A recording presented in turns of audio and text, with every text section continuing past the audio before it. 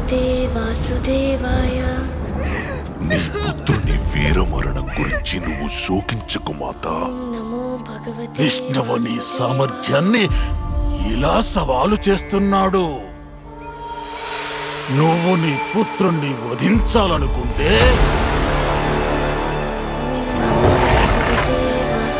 వాడు తన భక్తుణ్ణి కాపాడాలనుకుంటున్నాడు.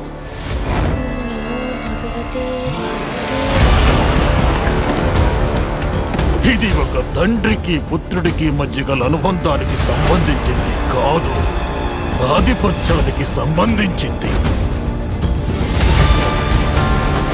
ప్రహ్లాదుడు కేవలం ఇద్దరు మహాయోధుల మధ్య చిక్కిన కీలు బొమ్మ మాత్రమే, ఇంకేమీ కాదు. గుణగణాలే వినిపించాలి. ఎప్పుడు హిరణ్యకశిపుడే భగవంతుడు. కీర్తించండి. ఈ విష్ణువు అంతటా వ్యాపించి ఉంటాడు కదూ. అలా అయితే అతడి స్తంభంలో కూడా ఉండాలిగా. అందులోనూ ఉన్నారు.